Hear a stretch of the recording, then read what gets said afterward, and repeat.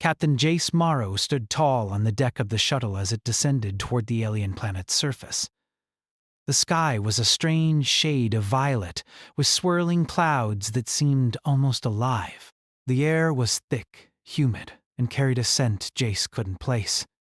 His heart beat steadily as he looked out at the alien world below him.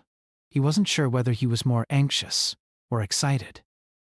It had been years since humanity had made contact with another alien species. The mission he was on wasn't about war or conflict, though. It was about diplomacy, something Jace had never been particularly good at. His ship, the Destiny's Edge, had landed on the outskirts of the alien capital city. The towering buildings that made up the city's skyline were unlike anything he had ever seen. Sleek, organic-looking structures reached high into the sky, almost as if the buildings themselves were growing from the ground. The alien civilization, the Arakari, was known for their advanced technology, and their empire stretched across several star systems. They had watched humanity's rise and fall from afar, waiting to see if humans were a threat worth addressing. But Jace didn't care much about diplomacy. He cared about survival. His past was full of violence and bloodshed. The scars on his body were reminders of the many battles he had fought and won. Some of those scars were physical, others mental. He wasn't sure if he'd ever be able to leave the horrors of war behind him. Now, here he was, a soldier turned ambassador, standing at the edge of a new chapter in human history. The shuttle's engines powered down, and the hatch opened with a hiss. Jace stepped out, squinting against the harsh light that bathed the alien city. A line of Arakari soldiers stood at attention, their gleaming armor a sharp contrast to the soft violet tones of the city. At the head of the line was the Queen herself. Queen Xanthia. She was unlike anything Jace had ever seen. Her figure was regal, standing at over 7 feet tall. Her long silvery hair cascaded down her back in waves, and her eyes, sharp and piercing, seemed to look straight through him. She was dressed in flowing robes, the color of midnight, adorned with intricate patterns that shimmered as she moved. Her presence was commanding, yet there was something almost otherworldly about her. She radiated power, not just in the way she carried herself, but in the very air around her. Jace took a deep breath and walked forward. His boots thudded softly on the strange metallic ground. His heart raced a little faster, but he kept his face neutral.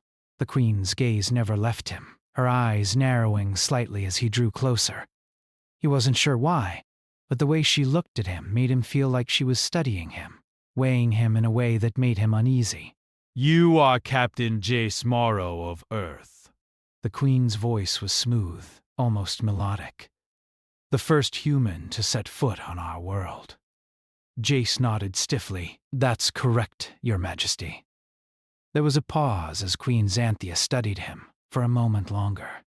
Then she spoke again, her voice softer this time. "I have heard much about your people, and yet I wonder how you will fare in the face of the Arakari Empire." "Our world is not like yours. The rules here are different." Jace couldn't help but smirk. "I didn't come here to conquer, Your Majesty." "I came to talk." She tilted her head slightly, the barest hint of a smile on her lips. "We shall see." With a gesture of her hand, the soldiers parted, creating a clear path for Jace to walk. He followed the Queen, trying to steady his nerves. The tension in the air was thick, almost suffocating. He could feel the eyes of the soldiers on him as he walked, every step measured and deliberate. As they entered the palace, Jace was struck by the sheer beauty of the place. The walls were made of smooth, gleaming surfaces that reflected the light in strange patterns. Plants, strange and unfamiliar, grew from the floors and ceilings, their colors shifting in the dim light. The air smelled faintly of flowers and something metallic. It was an atmosphere that felt both calming and unsettling at the same time. Queen Xanthia led him to a large chamber with a high ceiling. The throne, an ornate chair crafted from an unknown material, stood at the far end of the room. As Jace approached, He couldn't help but feel the weight of history pressing down on him. This was a world that had been around for millennia, a civilization that had seen more war and strife than humanity could even imagine. And now, Jace was here, in the heart of it all, representing Earth and all of humankind. The Queen seated herself gracefully on the throne, her eyes never leaving Jace. "Tell me, Captain Morrow, what is it you hope to achieve by coming here?" she asked, her voice cutting through the heavy silence. Jace took a deep breath. "We don't want war.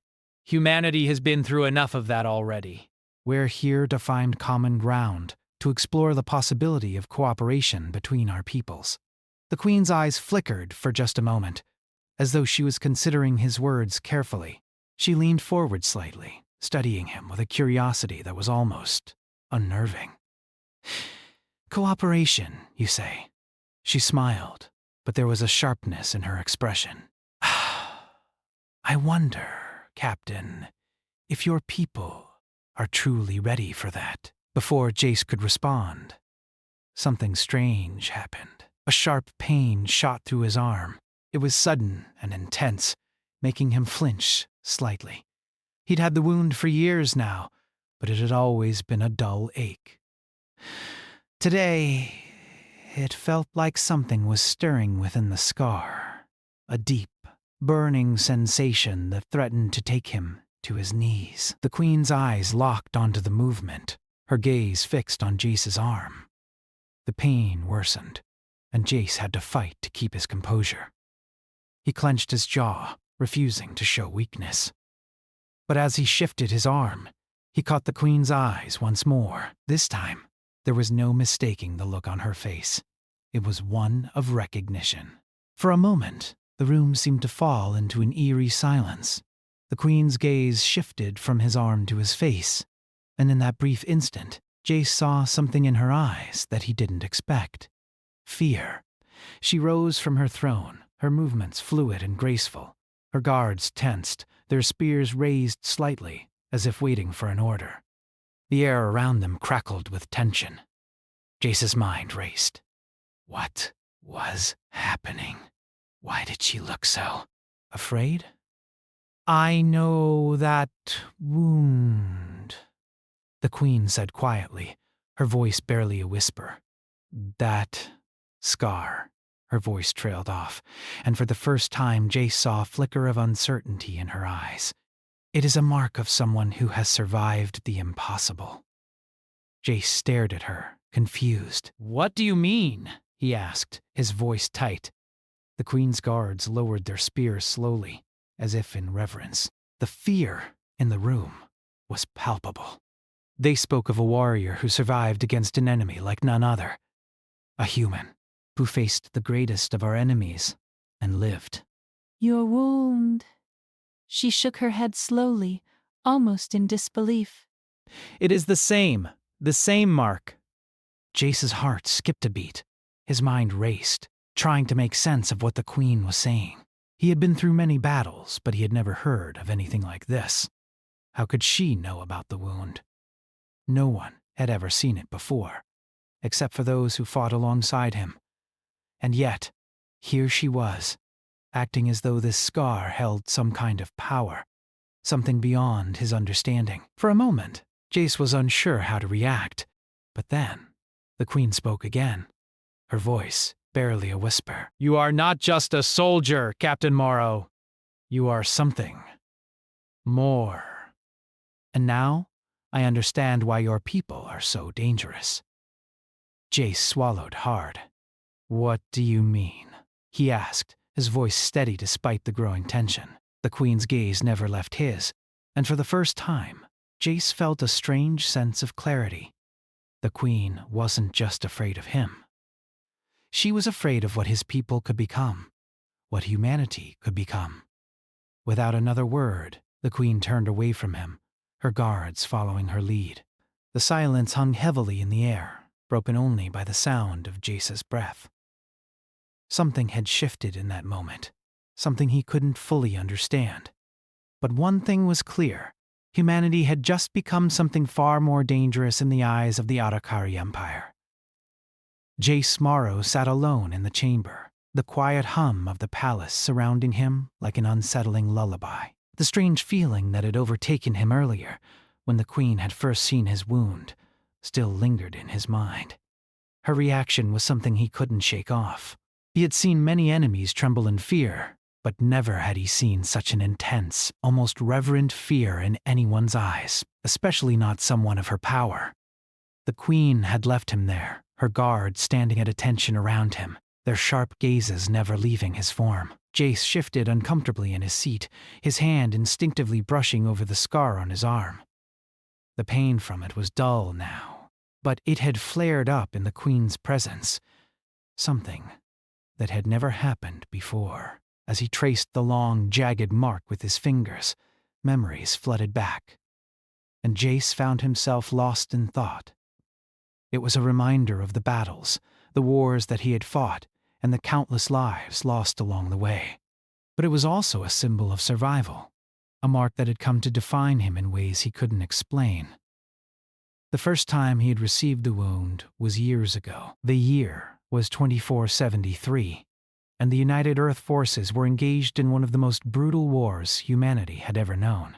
The enemy, a race of alien conquerors known as the Kaldari, had invaded human space with a ferocity unlike anything Earth had encountered before.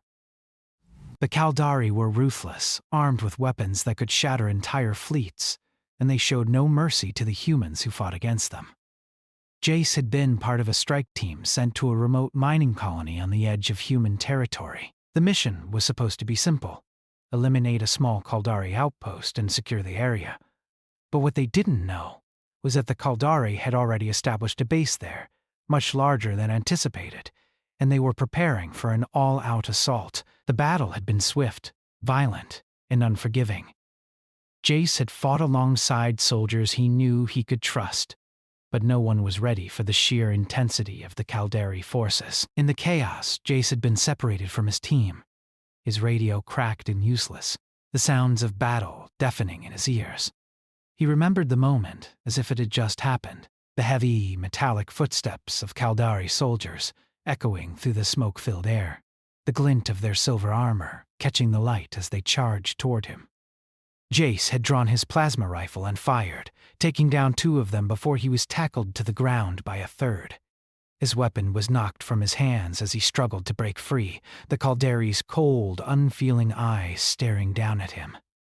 The alien's sharp blade came down in a flash, and Jace barely had time to react. It sliced through his arm, the pain blinding in its intensity. He gritted his teeth and fought through the agony, managing to pull his sidearm and shoot the Kaldari point blank, but the damage was done.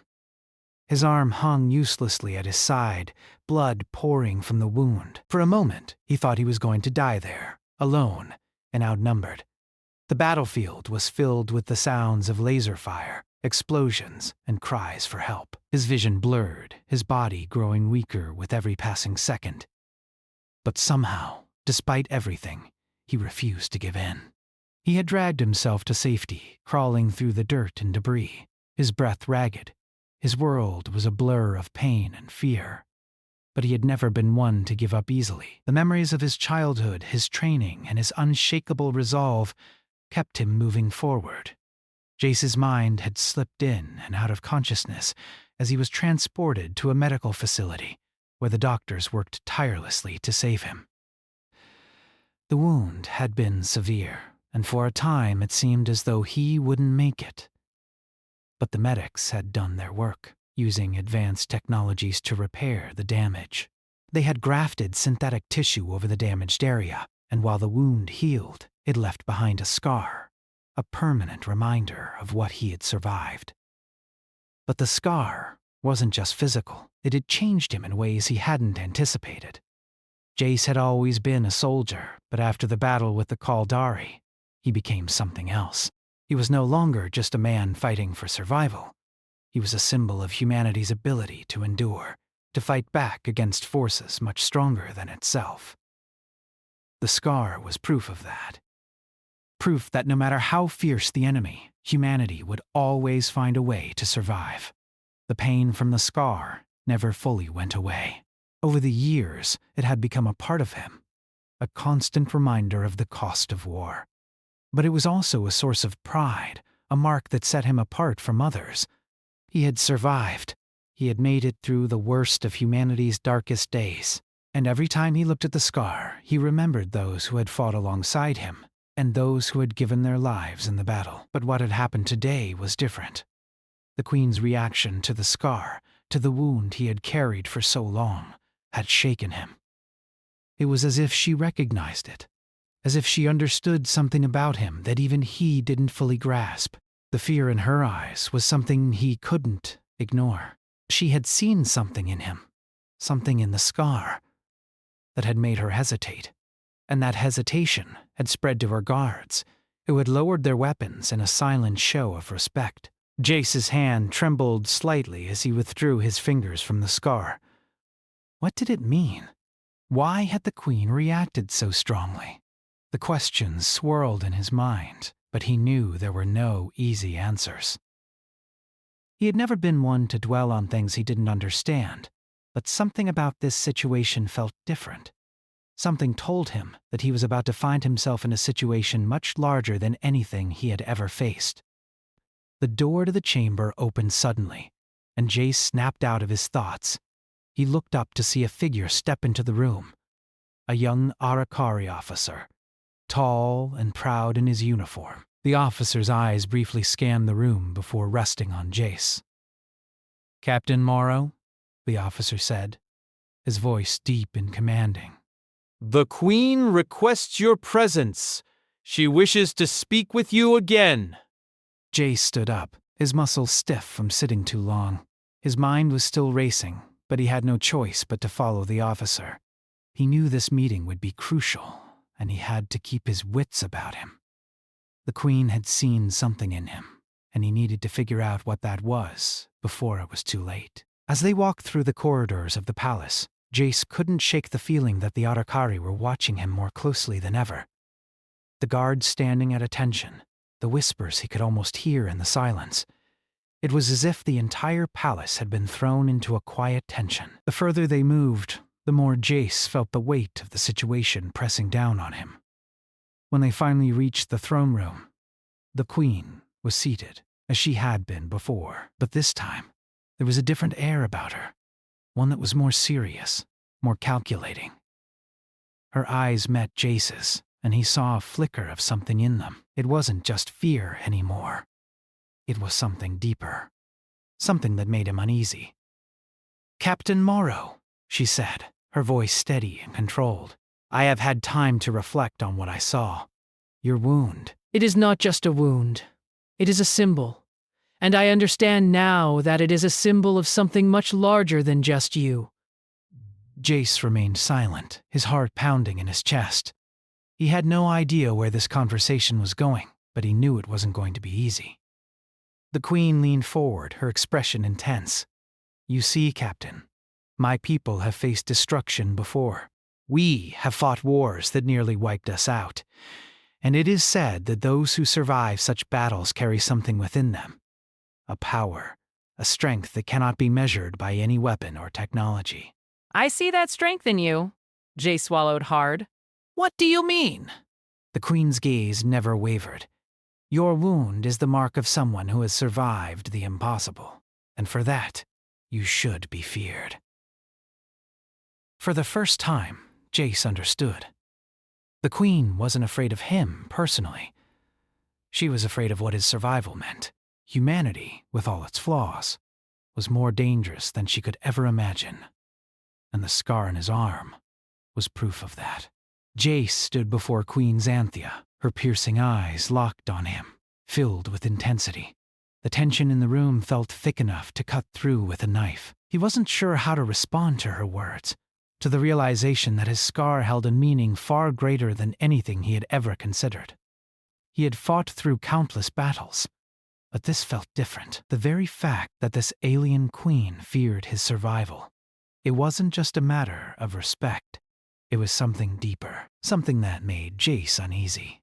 The Queen's expression was unreadable as she studied him, her gaze unwavering. Her towering form seemed almost regal, and yet the air around her felt charged with uncertainty. Jace could sense that she wasn't just another leader of an empire. She was someone who understood the weight of survival. The weight of what it meant to continue when everything seemed lost. "You misunderstand, Captain Morrow," she said, breaking the silence. Her voice, though calm, carried a weight that seemed to reverberate throughout the grand chamber. "Your wound is not just a scar. It is a mark of survival, of defiance. And in my empire, defiance is something we do not take lightly." Jace shifted on his feet, trying to make sense of her words. "I'm not here to defy anyone," he replied, his voice steady despite the storm brewing inside him. "I'm here for peace, to find a way for our people to coexist." Queen Xanthia's lips curled into a faint, almost mocking smile. "Peace, Captain? Your people have never known peace. Your history is written in blood, not treaties. And yet, here you stand before me, your very existence a testament to humanity's ability to endure. It is both your greatest strength and your greatest threat." Jace's heart pounded in his chest as the Queen's words sank in. He had known his people's history, their battles, their struggles, but hearing it from her, someone who had witnessed the rise and fall of countless empires, made it feel more real than ever. Humanity had always fought, but was that the only way? Was peace truly impossible for them? The Queen stood up slowly, her movements fluid, as though every step she took was measured, deliberate. "Do you know the history of my people, Captain?" she asked, her voice softer now, but still carrying the weight of centuries. Jace shook his head, unsure of where this conversation was heading. "I know little of it." She motioned for him to follow her as she paced across the room. "We were once like your people, young and eager to conquer. But our arrogance nearly destroyed us. We believed ourselves to be invincible, untouchable. And yet, we faced an enemy unlike any other. The Zoran." Jace frowned. He had never heard of the Zoran. Who were they? The Queen's eyes darkened at the mention of the name. "They were a race of warriors, ruthless, powerful, and unyielding. They had no interest in diplomacy, no interest in peace. They sought only one thing: our destruction." She paused, her gaze drifting to the distant window that overlooked the vast expanse of her planet. The Zoran were relentless. They came at us with everything they had, and we, with all our power, could do nothing to stop them. They destroyed our fleets, wiped out our colonies, and nearly eradicated us entirely. Jace listened intently, his heart sinking as he imagined the destruction the Queen described. "So, what happened?" he asked, his voice low. She turned to face him, her eyes full of something he couldn't quite name. "We fought back, but not with weapons. Not with technology. We fought with something stronger. Our will to survive. We realized that we were not invincible, and that we needed to change. We needed to adapt." Jace could see the weight of those words in her eyes. "You adapted?" She nodded. "Yes. We gave up our pursuit of power, our desire to conquer, and we began to rebuild. We learned that the true strength of our species lay not in our weapons, but in our ability to endure. The Zoran never expected that. They underestimated us, and when they returned they found that we were no longer the same people they had fought before. We had changed, and we fought them, not with force, but with the strength of our unity." Jace was silent for a long moment, his mind racing. The Queen's story resonated with him. Humanity had always fought for survival, just like her people. But the way the Arakari had survived, the way they had learned to adapt and unite, was different. Perhaps that was the key to true survival, not just brute strength, but the ability to change, to grow. Queen Xanthia's voice cut through his thoughts. "We defeated the Zoran, but it came at a great cost. Many of my people died, and we had to rebuild everything from the ground up. We learned to value life in ways we had never done before. We learn that power without understanding is empty. Jace nodded slowly, processing her words. It sounds like you learned the hard way. The Queen's expression softened slightly. Yes. But that is the way of all civilizations. We are all shaped by our battles, by our losses, but what matters is how we rise from them. What matters is our ability to keep going, no matter what the cost. Jace felt a weight in his chest as the Queen spoke. It was a lesson humanity hadn't yet learned. Not completely, anyway. Humanity had fought its wars, its battles. But had they truly learned to survive without fighting? Was peace even possible for them? The Queen's voice broke through his thoughts once again. Your wound, Captain Morrow, is a symbol of what you've endured. But more than that, it is a symbol of your people's potential. Your history is written in blood, yes. But it doesn't have to be. You have the power to choose a different path. A path of survival without destruction. The question is, will you? Jace's mind was a whirlwind as the Queen's words echoed in his ears. Could humanity change? Could they choose a path of peace, a path of survival without more violence? The idea seemed impossible. But then again, everything about this mission seemed impossible from the start. The Queen watched him closely, her expression unreadable. I fear your people, Captain. Not because of your strength, but because of your potential. You are like us once. A young, eager species with power, but with no understanding of what it means to wield it wisely. I fear that if you do not learn quickly, you will destroy yourselves before you even have the chance to rise. Jace stared at her, his chest tightening, as the weight of her words sank in. The Queen's fear wasn't just about the scars humanity carried, but about what humanity could become if they didn't learn to adapt, to survive differently. The realization hit him like a wave. She wasn't just afraid of what humanity had done. She was afraid of what humanity was capable of. He swallowed hard. What do you want from us? He asked, his voice steady. The Queen's gaze softened just slightly. I want you to understand that you have a choice.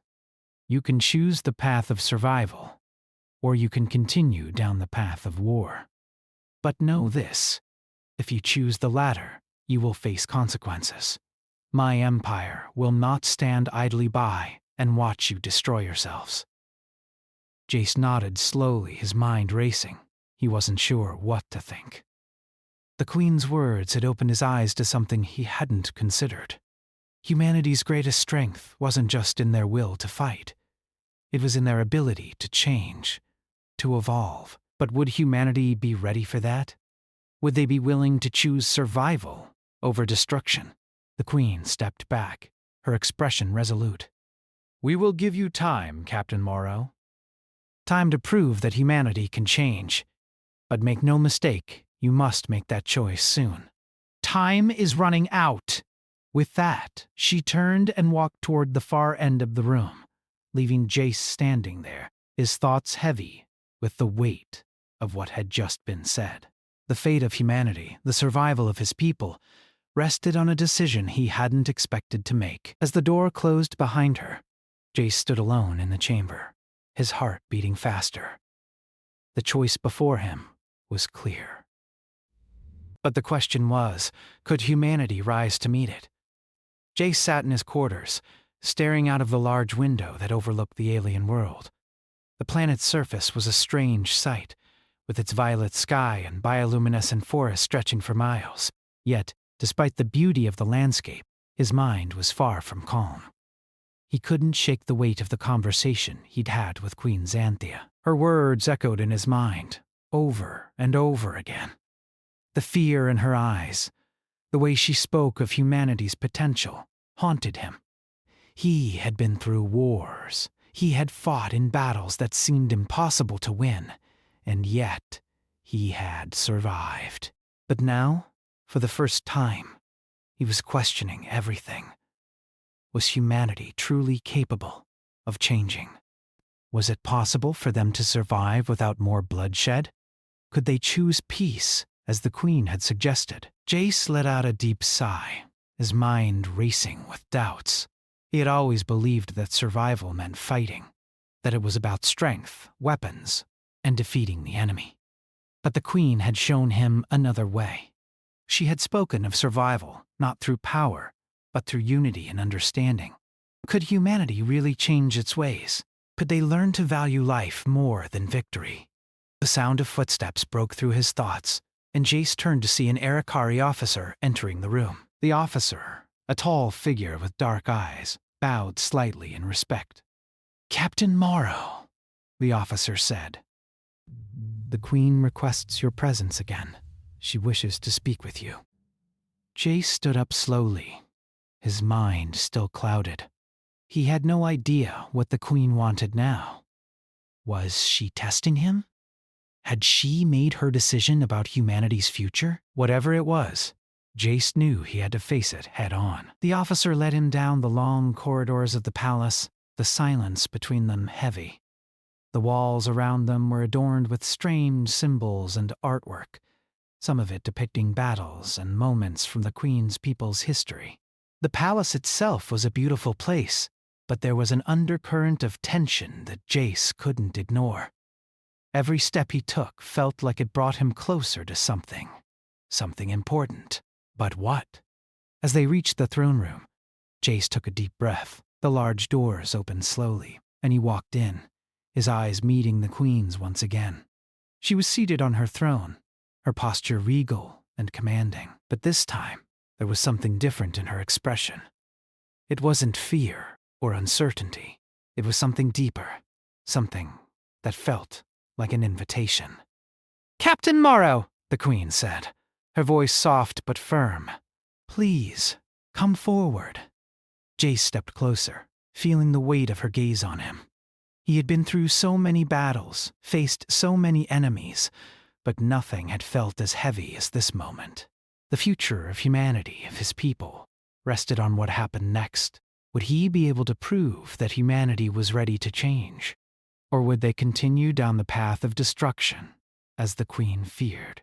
The Queen leaned forward slightly, her eyes never leaving his. "I've been thinking about our conversation, Captain, about your people and their potential. You said that you came to us seeking peace, but the question is, can your people truly choose peace, or are they doomed to repeat the mistakes of the past?" Jace swallowed hard. Her words cut through him, exposing his own doubts. He had always believed that peace was impossible, that humanity was built on conflict, but now, in the presence of this powerful alien queen, he wondered if he had been wrong all along. "We're not perfect," Jace replied, his voice steady despite the storm of thoughts swirling in his mind. "Humanity has its flaws. We've made mistakes, countless ones, but we've also learned from them. We've survived, we've adapted, we've fought to protect what we love." The Queen studied him for a long moment, her eyes narrowing slightly. "But is that enough? Is survival the only thing that matters? Your people fight, they survive, and yet they never seem to stop." "What if survival isn't just about holding on, Captain Moray? What if survival is about something more?" "About choosing a future, not defined by war, but by growth and understanding." Jace felt his chest tighten. He had never thought about survival in those terms. He had always believed that the strongest survived, that the only way to stay alive was to fight and conquer. But the Queen's words made him question everything. Could humanity truly survive without war? Could they evolve beyond their instincts for conflict? The Queen's voice interrupted his thoughts. "You see, Captain, the problem is not just that your people fight. It's that they have yet to learn the true meaning of survival. They believe that fighting is the answer, but fighting only leads to more destruction. The Zarin, the enemy I spoke of earlier, they were like your people. They believed that power was the key to survival. But in the end, they destroyed themselves." Jace's mind raced as he processed her words. He had heard stories of the Zorin, of their brutality and their endless hunger for conquest. They had been an unstoppable force, driven by the belief that only the strongest could survive. But, in the end, they had fallen. And the Queen's people, the Arakari, had risen from the ashes, not by defeating the Zoran with weapons, but by understanding what it truly meant to survive, by finding a different way. You say your people learned from the past, Jace said slowly. But how? How did you stop the cycle of violence? The Queen's gaze softened, and for the first time, she stood up from her throne, walking down the steps toward him. We learn to adapt. We learn that survival isn't just about defeating the enemy. It's about understanding the enemy. It's about seeing beyond the conflict and realizing that there is always another way. We chose peace, Captain, but not in the way you think. We didn't simply lay down our weapons. We chose to rebuild, to grow, to learn from the mistakes of others. And we offered the Zoran the same choice. They could join us, rebuild with us, or continue their war. And they chose the latter. They chose destruction. Jace's heart pounded as the realization hit him. The Queen wasn't just talking about survival. She was talking about evolution, the ability to grow beyond the violence, beyond the war. Humanity, like the Zoran, had a choice. They could continue fighting, continue destroying, or they could choose to evolve, to learn from the past and build a future without conflict. But was humanity ready for that? Was he ready for that? I don't know if we're ready, Jace admitted, his voice quieter now. We've fought for so long. It's all we've ever known. Can we really change? The Queen studied him with a look of quiet understanding. Change is never easy, but it is the only way to survive. True survival, Captain Morrow, lies not in winning battles, but in knowing when to stop fighting, knowing when to choose peace over power. Jace felt a weight settle on his shoulders as her words sank in. The Queen was right. Humanity had always fought, but perhaps it was time for them to learn how to fight a different kind of battle. A battle for peace, for survival without destruction. I'll take your words to my people, Jace said, his voice steady once more. I'll make them understand. I can't promise that we'll change overnight, but I'll do whatever it takes to show them that we have a choice. The Queen's eyes softened, and for the first time, she offered him a genuine smile. That is all I ask, Captain Morrow. That you choose wisely. The future of your people depends on it. Jace nodded, the weight of her words still heavy in his chest. He didn't know if humanity could change, but he knew one thing for sure. The path forward wasn't going to be easy. It wasn't going to be quick, but it was the only way forward. As he turned to leave the throne room, Jace felt something inside him stir, a sense of purpose, a flicker of hope. Humanity's survival wasn't just about strength. It was about learning, evolving, and making the right choice. And maybe, just maybe, they could survive without war.